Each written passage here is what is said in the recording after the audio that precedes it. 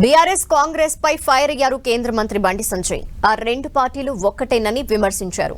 కవితకు బెయిల్ తెప్పించేందుకు సింఘ్వీని రాజ్యసభకు పోటీ చేయిస్తున్నారని ఆరోపించారు.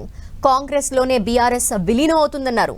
జన్వాడ ఫామ్ హౌస్ కేటీఆర్ది కాకపోతే గతంలో రేవంత్ రెడ్డిపై ఎందుకు కేసు పెట్టారని ప్రశ్నించారు బండి సంజయ్. కవిత గారి బెయిల్ కోసం విశ్వ ప్రయత్నం చేసి ఆర్గ్యుమెంట్ చేసినటువంటి కింది కోర్టులో వాదనలు వినిపించిన వ్యక్తికి ఇలా కాంగ్రెస్ పార్టీ కవిత గారికి తరపున వాదనలు వినిపించినందుకే ఈరోజు రాజ్యసభ అభ్యర్థిగా కేసీఆర్ గారి యొక్క ఆదేశాల మేరకు, కేసీఆర్ యొక్క సూచనల మేరకు ఈరోజు వారిని ప్రకటించడం జరిగింది. ఇది వాస్తవం. 39 మంది శాసన సభ్యుల బీఆర్ఎస్ పార్టీ రాజ్యసభకు ఎందుకు పోటీ చేయలేకపోయింది, ఎవరి కోసం పోటీ చేయలేకపోయిందో చెప్పాలి. మాకు కేవలం 8 మంది ఉన్నట్టు మేము చేయలేకపోయినాం. 39 మంది ఉంటే పక్క మేము చేసేవాళ్ళం.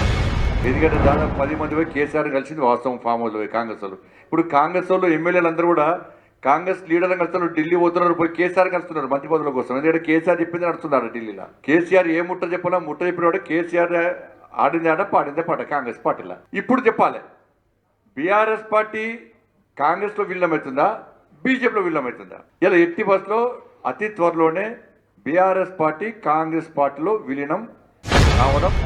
మరి బీఆర్ఎస్ పార్టీ బీజేపీ ఇప్పుడు ఒకటి కాదు. ఎందుకంటే ఇది కుటుంబ party Congress party, BRS party కుటుంబ పార్టీ. ఇది అవినీతి party Congress party, BRS party కూడా అవినీతి పార్టీ. ఇద్దరి మధ్య సయోధ్య కుదిరింది, మాట ముచ్చట అయిపోయింది, కళ్యాణం మాత్రమే బాకీ ఉంది. ఇవాళ ఈ రెండు పార్టీలు ఒకటే, దీన్ని గుర్తించాల్సిన అవసరం ఉంది. కాబట్టి ఇప్పటి నుంచి కాంగ్రెస్ పార్టీ వాళ్ళు బీఆర్ఎస్ బీజేపీలో విలీనం అవుతుందని మాట్లాడే అర్హత మీకు లేదు. అటు తప్పుడు ప్రచారం చేసేటువంటి అర్హత మీకు లేదు.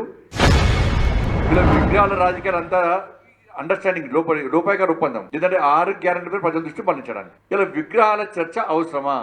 అరే మీరు అసలు కూల కొట్టుర్రి, వీళ్ళు పెడతా అన్నారు, వాళ్ళ అధికారం ఉంది, పెడతారు, వాళ్ళు వద్దన్న పెడతారు, వీళ్ళు పెడతారు, వాళ్ళు కూల కొడతారు. దానికి చర్చ ఎందుకు అనేది? చర్చ అవసరం లేదు, వచ్చా కూల కొట్టు వద్దన్న. ఇప్పుడు మాకున్నది వాజ్పేయి గారి విగ్రహం పెట్టాలని మాకు కూడా ఉంది, కానీ ఇప్పుడు చర్చ పెడతలే మేము. ఏం లేదు, 120 ఓడిపోయాడు ఆయన.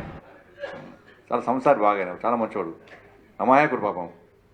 మాట్లాడడానికి అకలు ఉండాలి, నకలు కొట్టడానికి అకలు ఉండాలంటారు, మాట్లాడడానికి ఉండాలి. ఈయన ఫామ్ హౌస్ కదా, ఈయన ఫామ్ హౌస్ డ్రోన్ వేయిందని రేవంత్ రెడ్డి మీద కేసు పెట్టి ఈయన ఫామ్ హౌస్ కదా.